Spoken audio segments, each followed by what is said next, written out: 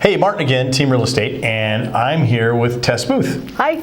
So, Tess, tell everybody out there let's start with a little bit about you. What's it about you? What are you doing these days? I'm married. I have a big family with us right now. We have several, during COVID chaos, we have several other adults and what we call littles living in our house. We have a 3-year-old, a 2-year-old, and a 7-month-old. And it was a beautiful day the other day, and Littlesville, which is what we call our backyard, came to life again. So it was fun. Right on. Yeah. So how did you get involved with real estate? Did people want to know? Interesting. Well, okay, so I started out in real estate in staging, in being a home stager.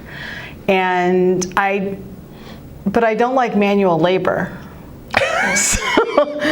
So a stager who hires somebody else to move stuff? I did. No. I did. Oh yes. My gosh. Okay. And then I transitioned to just being and working with the agent and the seller, not actually moving the furniture around. But I did it way back when it was big on the coast, but no one in the Midwest had ever heard of it. So you had to educate the seller and the listing agents what it even was and why it would work. So on each coast, it was super cool to kind of frame, and everyone used it. Frame the experience of the home. Yes. And here in the Midwest, it was pretty much had never heard of it. Right on. So it was a good time. And then from that, I just kind of transitioned into I can help these people better if I'm actually helping with the transaction. Mm-hmm. So all right. That's how it happened. So what are people seeing today in the market? I mean, we know prices are headed up, inventory's headed down. I don't know how much more down it can go. It seems like there's no inventory at all. Nationwide, and if you're a buyer, I know that's frustrating. Nationwide, we're down 80%. So we're missing 4 out of 5 homes that would be for sale or should be for sale in any given market.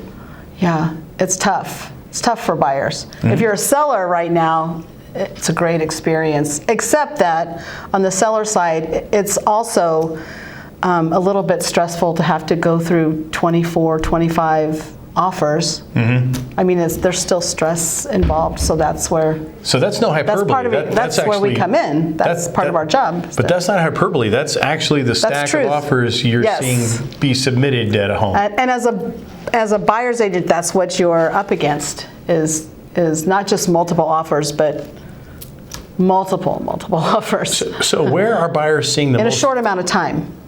That's the other thing. In a short, like multiple offers in a short time. How does that work? So we have properties going live on the market, and within hours, there's no time slots even to view the property, and they've already received multiple offers, within hours of them going live. So if you were going to pick a single point in that entire process where you would think that many clients seem to have the same shared frustration, mm-hmm. Is it at the start trying to get in? Is it in the middle trying to make a decision quickly between A, B, and C? Or is it at the offer point? Or is it at the renegotiation period? If you were going to pick one of those, where are most people having the frustration? I don't know that we can pick one. I think by the time we get over to the renegotiation, right. A lot of stress is already alleviated. If we've gotten in and gotten the offer accepted, that's probably the biggest battle right now, and that's where we have to have a lot of patience. We work with our clients to just have a lot of patience, and we'll figure out how we can get in, when we can get in. Work with them to establish the parameters for the very best offer they can present, mm-hmm. and most importantly, co-oping with the other side to make a win-win transaction, because the easier, if I'm a listing agent, the easier time my client's going to have working with the buyer, the better off they're going to be. So we kind of flip that and say, what can we do to make the whole transaction work for everybody. So that's an idea that you kind of brought to me on the side of things a couple months ago, where you said, I'm going to tackle this from a little bit of a different perspective. Instead of being so anxious to make sure that the other side knew what your side wanted, you chose a different path. So what does that look like?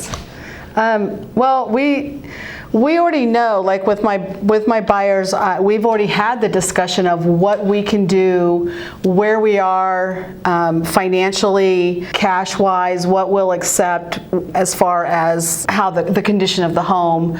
We've already talked about the things that we would maybe not want to or want to ask to be repaired or whatever, keeping safety always at the foremost. You know, I'm not going to let a buyer, if there's any way I can help it, get into a home that's not safe, obviously.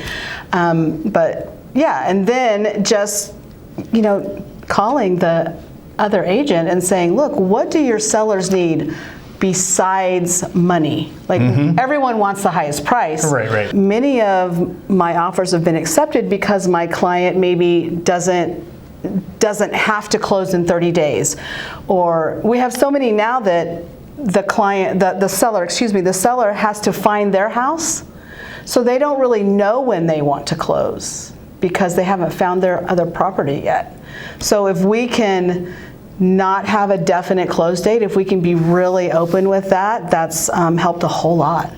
And that's just making the phone call and finding out what are the pain points of your seller. What is your seller anxious about that we can maybe help alleviate so that everyone doesn't have a super stressful transaction. So, which is a great idea. The less stress there is in everybody, the more likely that's what we're here they for. all get what they want. They all get what they want. Yeah, that's what we're here for. So there's going to be somebody who sees this video that got onto our website and they saw a beautiful home and they looked at it and they decided to push the button and you reached out to them.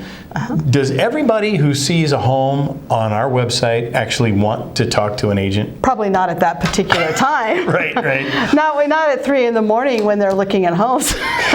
Or during the Chiefs game or whatever. Exactly. So how do you handle the fact that when you reach back out to people who have asked for information and they may not want it in that moment, how do you handle that? Well, I don't take it personal.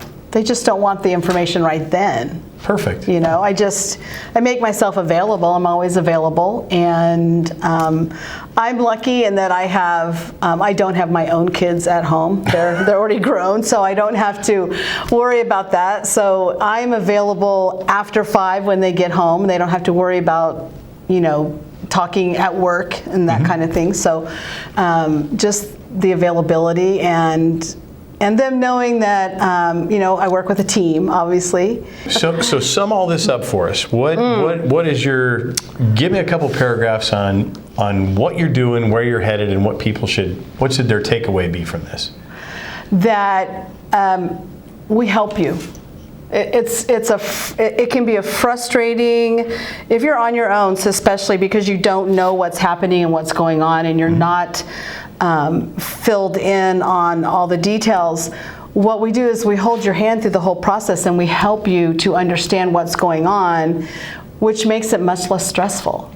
This is, you know, buying a home is, other than buying an automotive unit, is probably the biggest, you know, expense you're going to put out.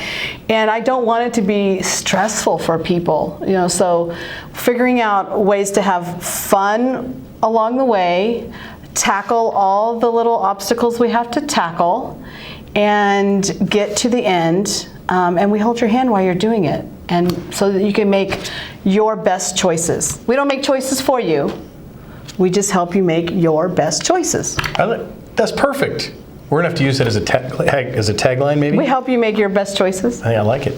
So tell everybody who's watching what you're doing this weekend. What are you and Dan gonna do this weekend to go have some fun? We're gonna go sing. Sing? We're gonna go sing. Yeah, we sing karaoke. I spent many times sitting in a chair saying, "Nope, never gonna sing." And then you date a guy who's a KJ, and then you're just singing. You're singing? Yeah, so, it happens. So we've been out to sing with Dad. Come with us. Come with us and sing. That'll be fun. We love to have. Now tell them the merrier. You have a signature song that you have rewritten the lyrics so for. Yes. You know what? Yeah, I do. I just beat you to it. So what's the number one song that somebody should expect you to perform at karaoke? Jolene. A la Tess. Yes. The words have been changed just a little bit. So much so that I hope, Miss Dolly never actually hears me. It's my greatest fear that someone will send her a video and then I've dissected her song. But it's fun. It's very current. It's very current. It is current. And the good news is karaoke takes place usually after 9 o'clock, so the rated G aspect usually falls off. Quickly when they hear Jolene. So this is Tess, and if you know Tess and you're already working with Tess, you're really fortunate to have her. Oh, thank you. That's true. And if you aren't working with Tess yet, even more fortunate though is that you you don't just get me, you get the whole team, which is, it's like bonus. The bonus? Yeah. All right. Bonuses. There you go. This is us, Team Real Estate. Yes. Tess. Martin. Signing off. Have a good day, guys.